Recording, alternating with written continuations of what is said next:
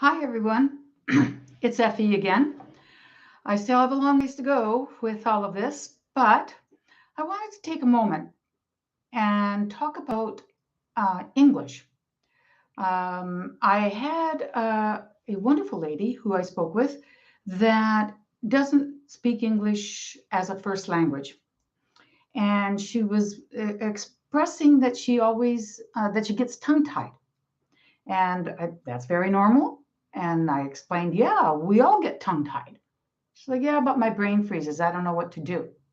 I said, why don't you just do the same thing we do? Okay, well, what do we do?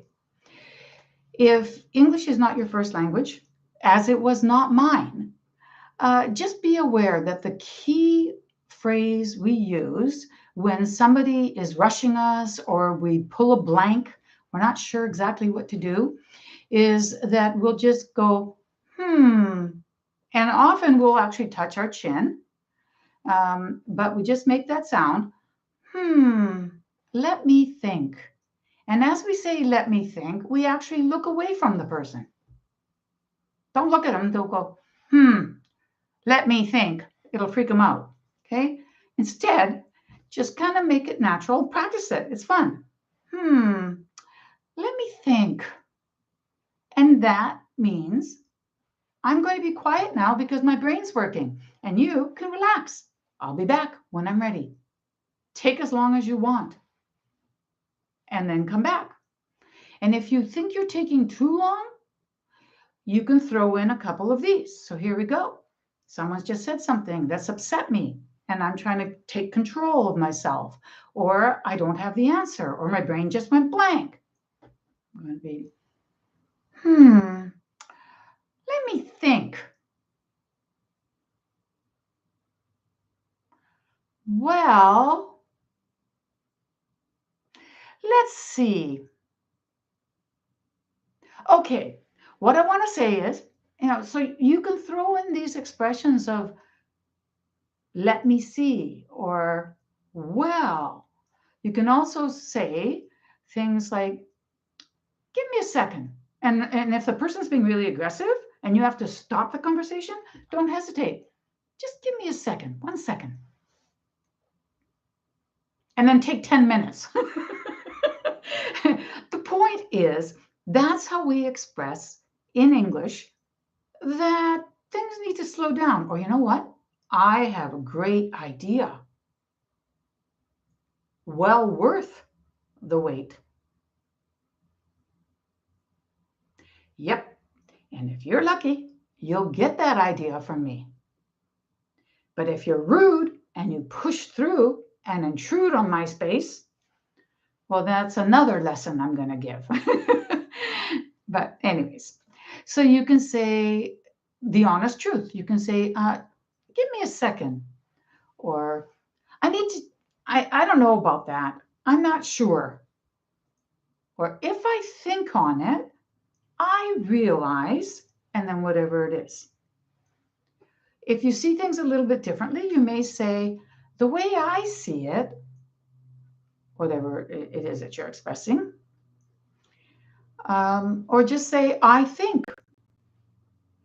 Someone's saying something and you're going, well, I think that actually needs another moment. I have to just slow it down here a bit. Not really so. I think maybe you're wrong on that one. There are many, many different expressions we use, and these are just a few, and you should practice them. Practice them when you're by yourself. Have fun with them. And you'll also notice these on television shows. You'll see one character saying to the other, I don't know about that. Just a sec. So in our culture, we do it in a couple of different ways, but we do like to make these little sounds of that sort of thing. And we will often use our hands depending on how formal it is. Now, if you make an error and you want to say, I made a mistake, okay? You can't say, I made a mistake. And that means that, oh my gosh, I'm nervous. Oh no, don't get me in trouble. Or you can just brush it off. What was I thinking? What was I thinking? That is so silly. We just laugh with each other. The person say, what were you thinking? And say, I don't know. I think I wasn't thinking. So when we need to take more time, or when we need to not seem dumb, and we need to take control of our brain so we can do better in the next part of our negotiation or discussion, we will often just take control by doing that. Okay. So watch your body language. We don't want, let me think, that isn't going to work. You want to be relaxed and just, well, let me see about that. Let me think on that. Any of those sort of expressions are going to be totally normal. And the more you practice them and the more that you observe them in other people, then the better you'll react. Because if someone says to you, I was just thinking about that, and I don't know, I'm not sure about it. And if you attack, they will not talk to you. So you want to be able to give them the space and give them the time and practice doing that yourself. So it's interesting what's happening with the real estate, because I am getting a lot of people reaching out to me, and they are from different cultures, and I'm loving it, and more than I expect.